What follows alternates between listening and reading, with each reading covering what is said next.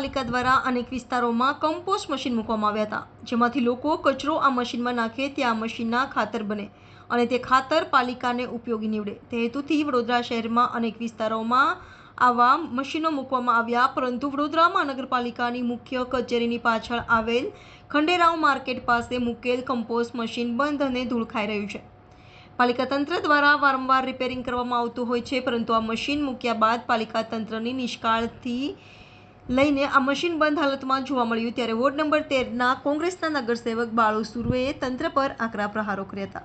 વડોદરા શહેરમાં અલગ અલગ જગ્યા પુષ્કળ જગ્યા એવી રીતે આવા કમ્પોસ્ટ મશીન એટલે કે કોઈ લીલી શાકભાજી હોય, કોઈ એઠવાડું હોય, એમાં નાખીએ તો પછી ખાતર બને એવું કહેવામાં આવ્યું હતું ને બહુ મોટું એનું વેપન કરવામાં આવ્યું હતું.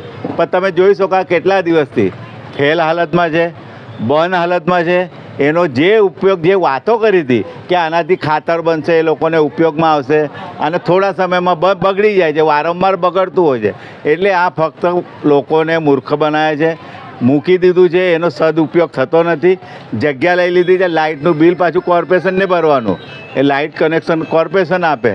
જે મૂક્યું છે પણ એને જેના માટે જે હેતુ છે કે ખાતર બને, લોકો ખાતર પછી આપણે ઉપયોગમાં લેવામાં આવે, પણ એ ઉપયોગ થતો નથી. એ બંધ હાલતમાં છે ઘણા સમયથી. અને વડોદરા શહેરમાં ઇતર ઘણી જગ્યાએ આવું કમ્પોસ્ટ મશીન જે લગાવેલું છે એ ખરેખર સારી રીતે બીજું કંઈ કે જેનાથી ઉપયોગ થાય, ખાતર બને ને લોકો એનો ઉપયોગ કરે, એનું ખાસ જે પણ અધિકારી હશે એને ધ્યાન રાખીને બગડેલું હોય તેને રિપેર કરવામાં આવે ને વહેલી તકે એ ખાતર બને અને લોકો એનો ઉપયોગ કરે એવી અમારી માગણી.